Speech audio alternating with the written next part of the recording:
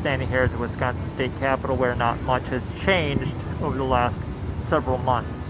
You can still see graffiti written in the streets, written on businesses all over. A lot of the destruction didn't just come from the protests immediately after the death of George Floyd, but if you see this restaurant right here, a mentally deranged man with a baseball bat and a megaphone walked in there this summer, spouting religious beliefs. So we're gonna talk about this Jesus guy. Jesus was not a white man with blonde hair, blue eyes, and pink lips. His name was Horus. He was stolen and plagiarized from ancient Egypt. It's still carved in the pyramids till today. And when the police tried to stop him outside of the establishment, he kept walking. He resisted arrest. After being arrested, all hell broke loose. 2 statues were torn down. In fact, the very spot where I'm standing right here used to be Lady Forward's statue. The statue of abolitionist Hans Christian Haig was on the other side of the Capitol. That was ripped down. Goodman Jewelers, which you see a lot of destruction happen there. This is a family that has donated millions of dollars to the community, has built things like the Goodman Pool, the Goodman Community Center. Now on the end of State Street, and the majority of the businesses I see are completely boarded up. Building after building after building after building, vandalized.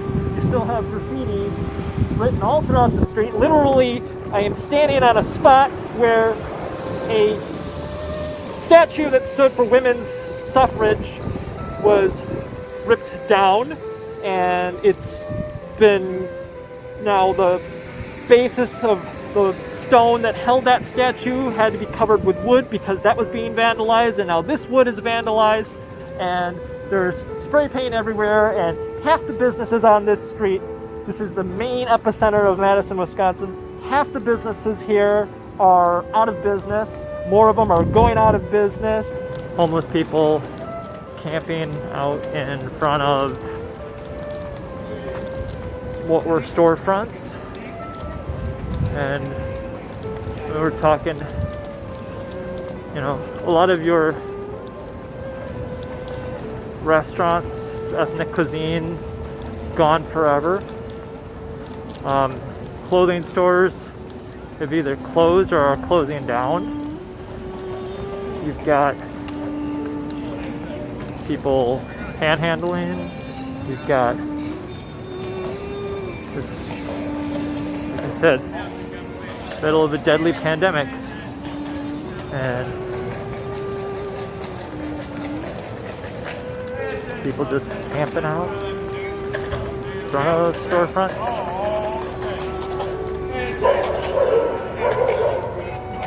Homeless people with their dogs. People just,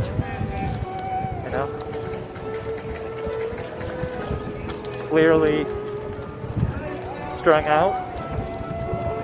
I don't know how anything is going to survive what has happened this year between COVID and the riots.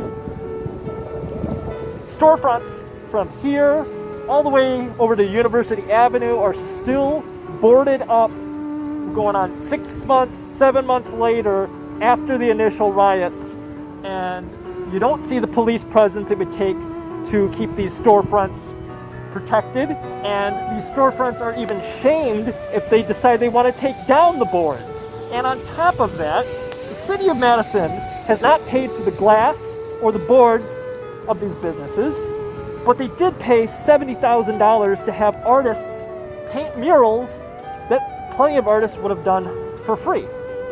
So you can see just graffiti, and everything's boarded up, and everything's gone out of business, and that's Madison, Wisconsin for you.